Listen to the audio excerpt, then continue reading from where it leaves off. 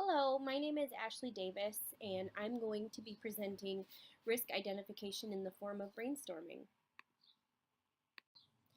So, the first thing I want to talk about as a whole for brainstorming, what is brainstorming when it comes to project management? So, just a high overview is that participants gather in roundtable ideas, or in our case, potential risks. Then the reason this is so great is because it allows people to think outside of the box and come up with as many insights and possibilities. So, why do we do that? Brainstorming isn't so much a quote unquote dump of information, but the ideas and concept of a current project. It allows members to build and sort of feed off of each other's ideas, and more ideas stem from initial ideas. And again, why we brainstorm? According to Tina Carpenter, this allows a group of professionals to gather and deduce quality risks that it could impact a project. Carpenter works in fraud for auditing, but that goes to show that more than project management utilizes the skill of brainstorming to identify potential risks. The process of brainstorming is pretty straightforward as one would think. The first step is prepare the setting. Make sure there's a way to capture and document the information that's being presented and discussed at this meeting or session. And then we're going to gather the project team members and other stakeholders pertinent to risk identification. Find the individuals on the project team who will contribute and add value to the risk identification brainstorming process, and of course, individuals who are part of the project team and stakeholders. The reason this piece is so important is because with any work environment or professional setting, there's going to be individuals who are going to use certain settings, brainstorming process, for example, as a place to complain and vent instead of using it as a creative roundtable environment, which it is supposed to be. So, getting the right people in the room is such a huge part of this process. And then we're going to explain the purpose of the brainstorming roundtable and let them know exactly what we're doing and why we're doing the brainstorming to identify risks. As we extract information from the group, repeat those ideas that are shared, elaborate on the ideas as they flow through people, and ensure that all ideas of risks are being documented. Sometimes there's going to be some that are extremely well detailed, and it's like, yes, we absolutely need those. And then some risks aren't going to be so high level and they're going to be very small, but there is importance to every single risk that could be thought of by these group of people in the brainstorming process.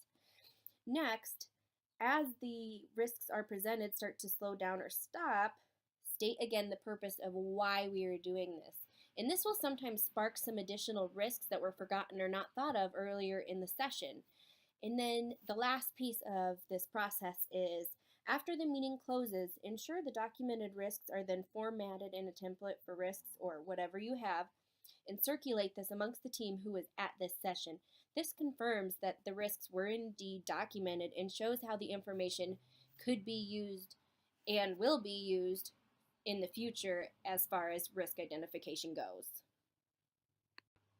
One of my favorite pieces of researching the brainstorming process as risk identification is the advantages and disadvantages of doing brainstorming. Is it the only way to identify risks? Of course it's not. First, we're going to touch on the advantages. First of all, this type of setting allows for an open and creative discussion amongst the contributors. It has high utility in comparison to one of its downfalls, which is that its accuracy is considered low. The project manager should pull a group of individuals from different backgrounds, which will allow for differing views of risks or what could happen. This creates or allows individuals to be creative, think outside the box, and having different types of professionals allows for different visions of what is considered risks.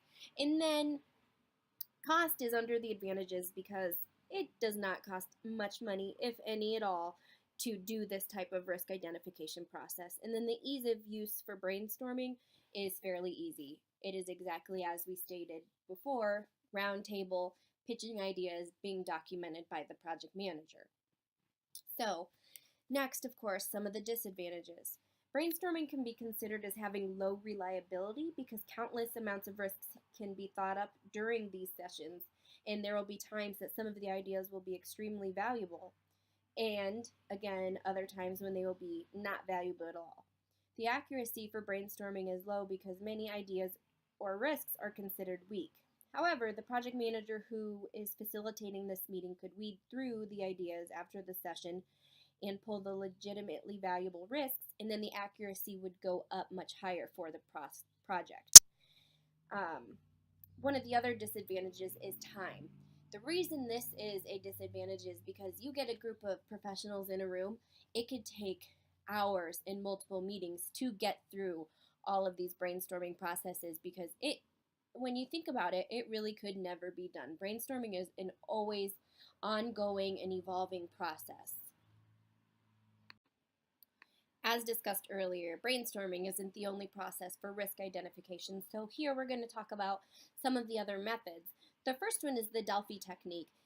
Project risk experts participate in this risk identification process anonymously, and what happens is a questionnaire is sent out by a facilitator. The responses are gathered from the questionnaire and are then summarized and recirculated to those experts again. This technique allows for unbiased opinions on potential risks and reaches a consensus of risks because this questionnaire is circulated so many times and the consensuses are gathered, you come to a common ground of X amount of risks, and everyone has agreed upon it. The next one is SWOT analysis. 4 sessions are held that answer each of the following questions. What are our organization's strengths? What are our organization's weaknesses? What opportunities does this project present in that context? And what threats does this project present in that context? These 4 questions allow for the project manager to establish general risks to the project that may be influenced by cultural, environmental, or organizational issues. This is meant for general risks and not detailed. The next identification method is checklists. And this is a fairly straightforward technique. This method allows for the project manager to build early risks based off of lists of lessons learned from previous projects. Next is the root cause identification and analysis. And this method then allows for a problem or risk to be identified, find the underlying causes to said risk or risks, and then develop a preventative action to avoid this risk or to correct it. And lastly, the other identification method I'll be talking about is interviewing. Interviewing allows for experienced project participants or stakeholders or SMEs, subject matter experts, to identify risks based on past experience and knowledge. And again, all of these techniques are great for risk identification. And the reason that I like brainstorming is because that setting allows for such creativity and differing points of views. Just to review, brainstorming is a risk identification method summary. Again, when you're pulling in a group of people to do risk identification in the form of brainstorming, you're going to roundtable. The reason for roundtabling is because it is exactly what it sounds like, roundtable. You toss out ideas, you identify risks as a group, you think creative, you think outside of the box. And the other reason that's important is because it allows for you to have small groups. The reason that you want to have small groups is because you're going to have full-time project members, stakeholders, as is pointed out in that list, and those are the people that have vested interest in the well-being of this project in completing on time, on schedule, on budget, just to name a few things. And the reason that prompts is on there is because this allows the project manager to prompt certain ideas. You know, the project manager is going to come into this roundtable with some ideas and will prompt people to get those creative juices flowing, so to speak. After the brainstorming roundtable is quote unquote completed, the project manager and said group is going to be reviewing. They're going to go over the risks that were identified. And maybe at this time they can rate them on a scale of most likely to happen, least likely to happen, as well as biggest impact to the project to smallest impact to the project. And this is just important because it allows for the project manager then to put it into the risk register and compare it to other things that are going on with the project. And then the last bullet, update.